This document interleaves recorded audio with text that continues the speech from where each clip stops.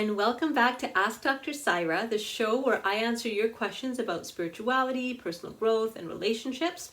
So today's question comes from Lynn, and Lynn says, I am a volunteer at my kids' school and I love it. I've noticed if I don't do it, no one else will. Help.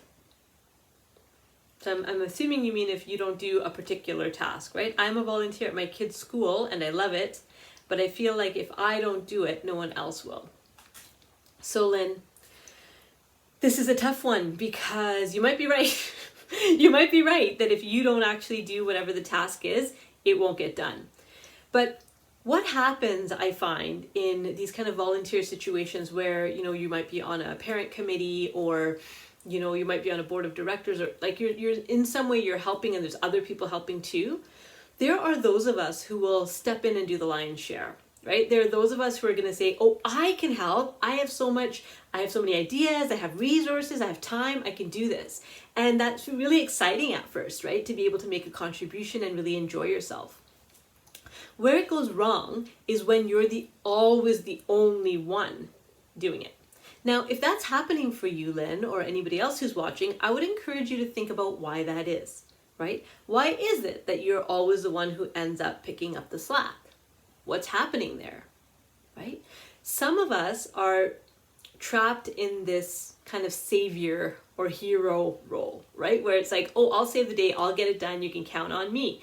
And that's super helpful for other people around us because then they actually don't have to step up because they know you'll do it, right? When I was in a similar situation in another context, what I decided to do was just not do it. And it fell apart for a minute. But the neat thing was someone else stepped up to step in and do something. And it was really neat to see our whole team dynamic shifted when I stopped jumping up whenever the opportunity to serve was there. I kind of took a step back and let other people see. One of the things that can happen is, even though it's volunteer work, you can start getting a little bit of ego stroking going on, right? Where it's like, ooh, I did that thing and they really need me and I'm like the heart of this team and without me, none of this would be possible. And that it can get insidious, right? Because we like feeling indisposable. We love it. We love feeling like we cannot be replaced by anybody else. The ego loves that, right? And so we have to be very careful that, oh, am I setting up scenarios where I'm not actually giving other people even a chance to step up because I'm assuming that they're going to fail. And maybe they will. And maybe they've proven that they will. But once it starts moving from the enjoyment and the engagement to this resentment and this competition, then you're shifting into sacrifice mode, right? If you're comparing your giving to other people's giving, then you're not in service anymore. You've actually slipped into sacrifice. Right? So just really maybe think about that. The other thing I would say is there's this idea of the wolf pack, right? So you've maybe seen those images of like the lone wolf, like howling at the moon. And I've talked about this before, right? The lone wolf howling at the moon.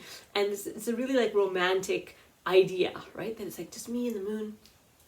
But in reality, if that lone wolf was by himself, he would die because wolves hunt in packs. They can't feed themselves unless they're working as a team. Right?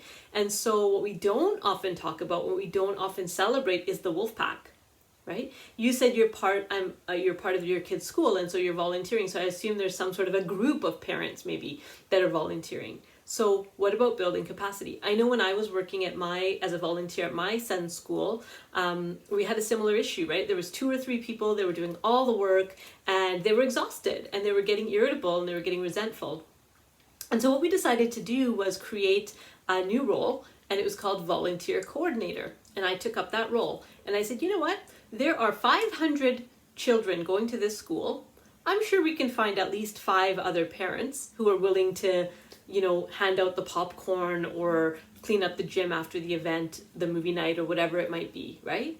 And so what I started doing was I started just talking to parents and telling them a little bit about what we were doing. A lot of parents don't know how much goes in behind the scenes when in schools. Like I had no idea that, like, for example, in Canada, playgrounds are not covered by the government. That's something that the parents of the school fundraise for that, right? So there's all of these things that like field trips. parents fundraise for that, right? These aren't things that are just part of the education system. I had no idea. And a lot of parents didn't know that. And so when I started talking to people and letting them know, like, hey, did you know that this thing that your kid's doing, that was actually because of donations, because of our fundraisers? Did you know this movie night is a fundraiser and that money goes to field trips? People didn't know, right? And once we started talking about it, getting it out there, many more parents were interested in helping, right? But I think sometimes what happens is that it becomes this little club. Like, oh, we are the people who are in charge and we're in the know and we can just like walk into the school whenever we want and we have a special relationship with the principal and blah, blah, blah. And it can kind of stroke your ego a little bit, right? And so to step back and say, wait, how do I build a wolf pack here? How do I include more people and not have to be the one who gets all the glory and the credit for this getting done? So that's what I would say to that, Lynn. Hopefully I didn't ruffle your feathers too much. Because I know for myself, like, I like to be in charge and I don't like handing the power over sometimes, and I have to really practice that. So you might be similar. But if I don't hand over the power, I end up finding myself really resentful and in sacrifice. So it's just not worth it. So both of us together can work on that, just spreading the service, spreading the possibility to give, and not hogging it all to ourselves. That's what I would say. So if you have a question about sacrifice and service or any other topics that have come to your mind as you've been listening today or another day, send them in. Send me an email and I can answer your questions in a future video.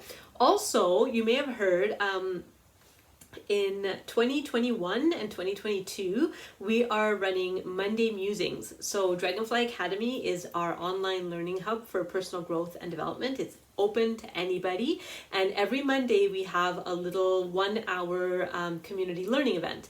And so my husband and I, he's a coach, we teach for a little bit, and then there's Q&A from the audience.